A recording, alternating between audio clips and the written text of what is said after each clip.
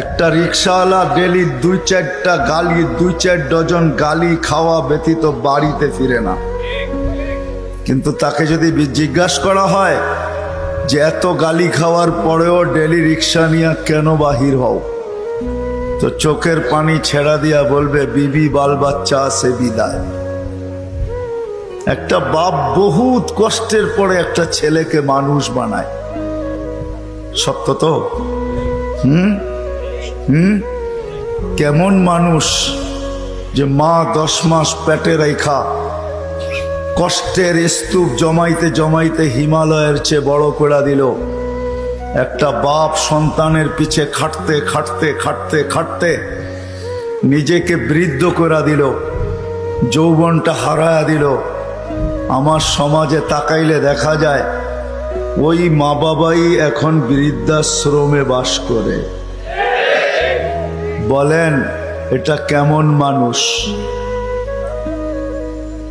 কেমন মানুষ? কাগজে কলমের মানুষই তো বলতে হবে।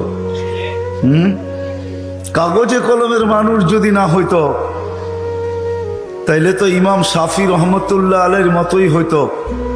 সারা দিন পরিশ্রম, বাবা ছিলেন না, বিধবা মা ছিলেন, সারা রাত্র মার পায়ে তেল মালিশ করতেন আর পাও টিপা টিপা ঘুম পড়াইতেন। মাঝে মাঝে খুশিতে পায়ের তালুতে চুমা দিতেন, চুমা। মা কাইপা উঠতো আর বলতো আমার পায়ের তালুতে চুমা কেন? তো বলছে তোমার পায়ের তালুতে চুমা দেই না, আমি তো আমার জান্নাতে চুমা দিয়া স্বাদ নিতেছি, স্বাদ। তাইলে সন্তান এমন মানুষ হতো। শুধু কাগজ কলমে মানুষ হইলে মানুষ হয় না। যদি হইতো তাহলে 2টা চিত্র দেখাইছিলাম যে মা বাবা এত কষ্ট করার পরেও সন্তান কোনোদিন বৃদ্ধাশ্রমে রেখা আসতো না। সন্তান কোনোদিন মা বাবার সাথে বড় বড় চোখ দেখাইতো না, মা বাবার সাথে কোনোদিন চিৎকার দিয়া কথা বলতো না, চোখে চোখ রেখা কোনোদিন বলতো না। যদি কাগজে কলমের মানুষই মানুষ হতো। না না, কাগজ কলমের মানুষ মানুষ হয় না, নিজেকে মানুষের মতো মানুষ বানাইতে হয়। মানুষের মতো মানুষ বানাইতে হয়। এই জন্যই প্রত্যেক ব্যক্তি নিজেকে মানুষের মতো মানুষ বানাইতে পারে।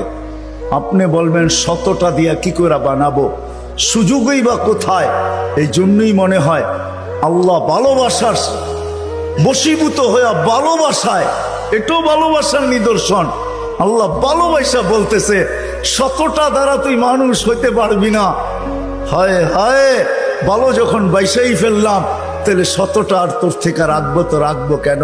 তো আল্লাহ একটার ভিতরে 100টা ঢুকায়া দিয়া বলতেছে ইন সালুহাত সালুহা সাইরুল আমাল, আমাকে শুধু নামাজ ওকে কইরা দে, তোর জীবন ওকে আমি লেখা দিব। নামাজ কমপ্লিট কইরা দে, ওর জীবন ওকে কমপ্লিট লেখা দিব। নামাজ পূর্ণ, জীবন পূর্ণ লেখা দিব। এই জন্যই তো আমি বলি এই উম্মত যদি কিছুই না করতো, আজান হওয়ার সাথে সাথে যদি শ্যামবাজারের রোডে চাটাই বিছানো হয়ে যেত, যে চটপট নামাজ তারপরে ব্যবসা, প্রত্যেকটা মার্কেটে যদি এরকম হইতো। তবে আমি একটা দেশ দেখা আসছি জীবনে, আমি ওই দেশে 6 বার গেছি, 6 বার। আমি চিনি ওই দেশ, আমি দেখা আসছি। দেখা কথা বলতেছি, শোনা কথা না। আমি দেখছি যখন আজান হয় তো বাজারের গলিগুলার ভিতরে প্রত্যেক দোকানদার নিজের চাটাই বিছাইতে থাকে, প্লাস্টিকের চাটাই বিছাইতে থাকে, আর সবাই একজন আরেকজনকে ডাকতে থাকে, চলো জলদি নামাজ তারপর বাজার, চলো জলদি নামাজ তারপর বাজার। আমার দেশটাও যদি এরকম হইতো,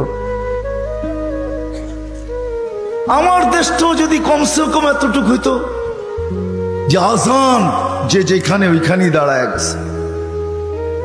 হ্যাঁ, এই শরীরটা কার? কার? বাপ দেখা চলেন, ঠিক না? রাগ হেন না আমার কথায়। বাপ দেখা বলেন ডিউটি করি, ডিউটি, ঠিক না?